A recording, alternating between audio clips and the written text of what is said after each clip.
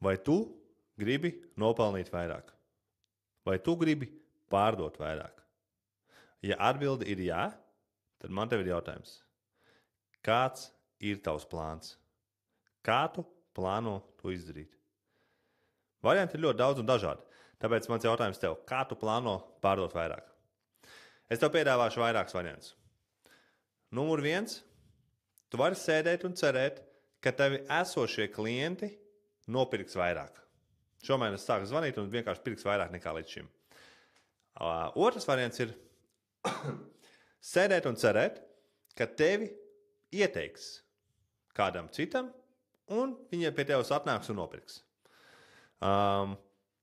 Trešais ir vienkārši sēdēt un cerēt, ka vienkārši uzrādīsies jauni klienti. Viņi atnāks, vienkārši uzzinās par mums kaut kā tāpatās un vienkārši atnāks un nopirks no tevis.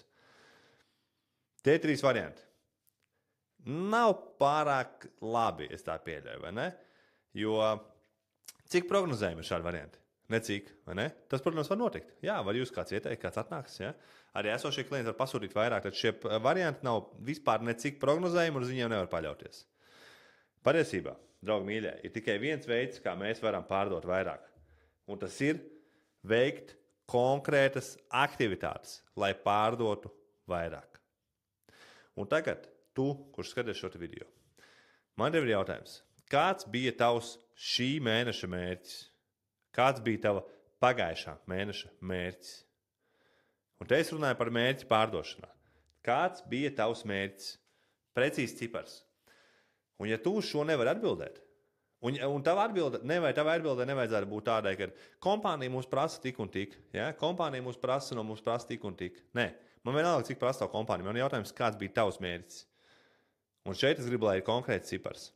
Tātad, draugi mīļie, ja jūs gribat pārdošanā būt veiksmīgi, jums ir nepieciešams plāns. Tātad jums ir jābūt mērķim. Tas ir pats svarīgākais, ar ko vispār ir jāsāk. Numur 1 ir mērķis. Jo, ja jums nav mērķis, jūs esat vienkārši kā kuģis, kurš tiek palaists no ostas bez nekāda konkrēta galamērķa. Jūs tiekat palaists vienkārši jūrā vai okeānā driftēt. Un kas notiek? Kur jūs nonāksiet? Kaut kur nonāksiet, vai ne? Kaut kur jūs nonāksiet, bet nav skaidrības, kur. Iespējams, jūs ietrieksieties citā kuģī, iespējams, jūs nonāksiet kaut kādā neapdzīvotā salā, iespējams, vienkārši dreifēsiet par tur un nekur nenonāksiet. Ja? Varbūt nonāksiet Amerikā. Viens no 100 miljoniem, ja? Kolumbus, kas tur atklāja Ameriku. Bet tātad pilnīgi nav skaidrības, ja? Kas notiks. Neesiet kā šāds dreifējošs kuģis. Lai būtu veiksmīgi pārdošanā, ir nepieciešams mērķis. Un uz mērķi ir jāiet. Nevar vienkārši atnākt uz darbu un, es tur kaut ko darīšu, šodien kaut kāds piedāvājums nosūtīšu, kaut kam pazvanīšu, kaut kam nepazvanīšu. Ja? Ir jābūt konkrētam mērķim. Tātad numur 1. Viss sākās galvā. Mērķis, apņemšanās šo mērķi sasniegt, fokus uz mērķi un disciplīna. Ja? Ar to viss sākās, draugi mīļie. Tātad, šo te mērķi. Ko mēs darām ar šo mērķi? Jūs uzlikāt savu mērķi, iedomāsimies, 40,000 ietirgot mēnesī. Tātad mūsu mērķis ir 40,000. Kā mēs varam sasniegt 40,000? Atkal jau ir jābūt konkrētam plānam. Ir nepieciešams konkrēts plāns, kā mēs tiksim līdz mērķim. Šo mērķi, iedomāsimies, ja 40,000 mums ir 4 nedēļas. Ja? Tātad mēs ņemam 40,000 uz 4 nedēļām, tas ir, mums vajag 10,000 nedēļā ietirgot. Iedomāsimies, es vienkārši piemēru pēc šobrīd došu ciparus.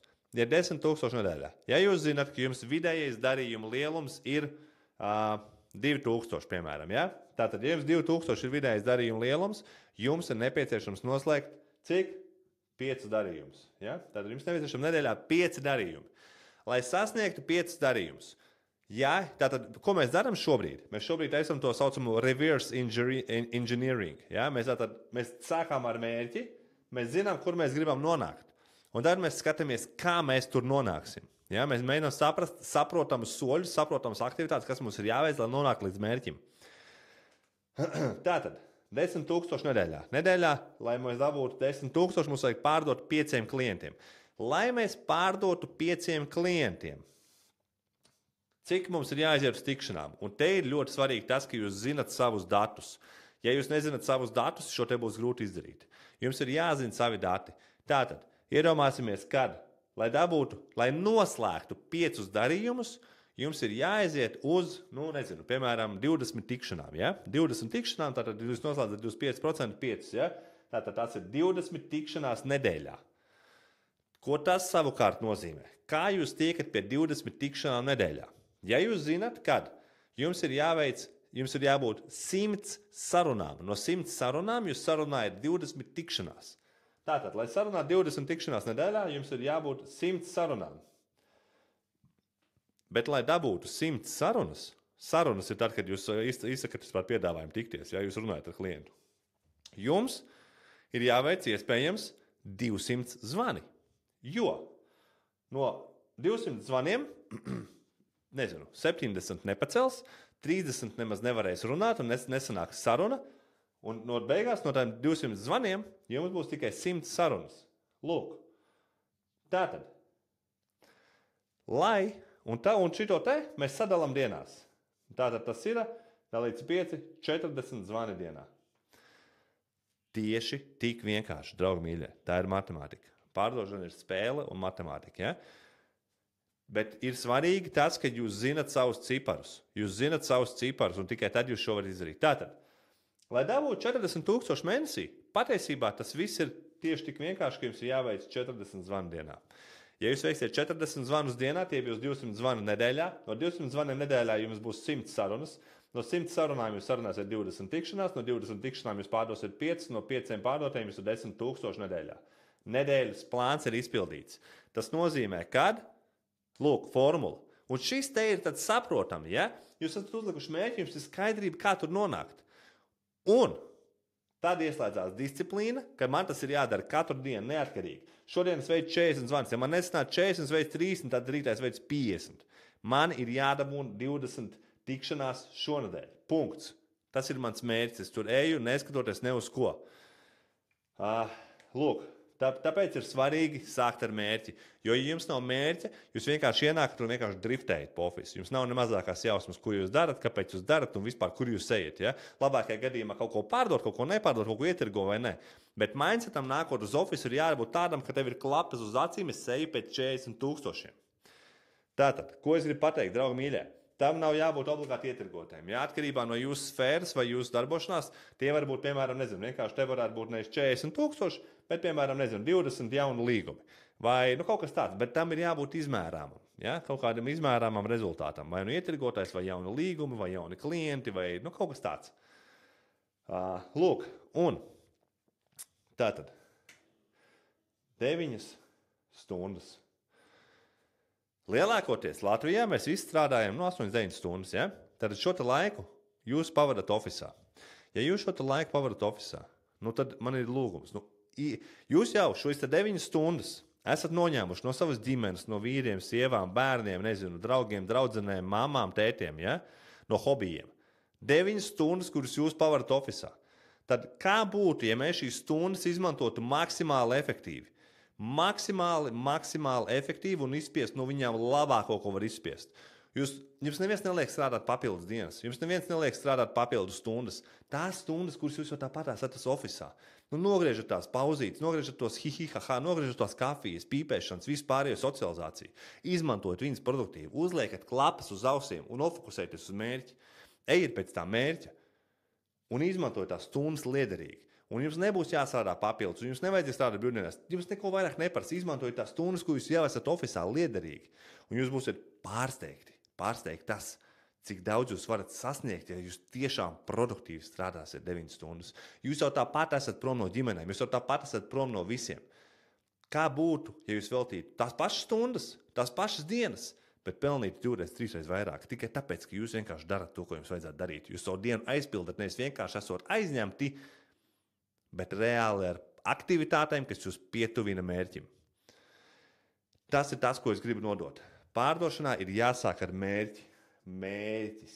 Ja? Uzstādam konkrētu mērķi, bet nevis vienkārši pasakam sev, es gribētu ietirgot 40,000. Nē, man ir 40,000 un es darīšu visu, kas ir nepieciešams, lai tur nonāktu. Ir jābūt tādam mindsetam. Ja? Iedošu tikai piemēru pats, vienkārši ko atceros vēl projām, kad pārdevu pats kā biznesa klasi, ne, bet šos tevo biļetes amerikāņiem. Mēs bijām grupa ar džekiem, ja vēl projām daudz man labi draugi. Mums bija vienkārši mērķi. Mēs nesamierinājāmies ar neko mazāk, kā mums bija konkrēti cipars, ko mēs mēnesī gribam ietirgot, un mēs pēc viņa gājām. Mēs nācām, ja vajadzēja papildus sestdienās, svētdienās. Es atceros, kā šobaldien bija mēneša pēdējā diena, un par cik mēs strādājam Amerikas tirgu, 10 no rīta ir pusnakts San Francisco, un tad beidzās, teiksim, tas mēnesis un sākās jauns. Ja? Tas ir līdz tai pusnaktī tu vari mēģināt ietirgot, un tas viss ietirgoties paliek tajā mēnesī. Un mums pietrūka līdz mērķim, un mēs līdz 10 rītā vēl šitā te sēžam tajos zvanus krēslos un ņemam zvanus. Thank you for calling. Ja? Un mēs darījām visu, lai tiktu līdz mērķim. Līdz pēdējām minūtēm mēnesī mēs maucām, lai sasniegtu savu mērķi. Tādēļ ir jābūt attieksmei. Tā jūs gūsiet panākumus. Uzliekat mērķi, sadalāt to saprotamās aktivitātēs un ejiet pēc mērķa. Fokus, disciplīna un apņemšanās to izdarīt. Ceru, ka bija noderīgi. Ja kādam ir problēmas vispār ar pārdošanu, ir jāsāk ar šo te. Paldies, draugi mīļie. Tiekamies nākamajā. Čau!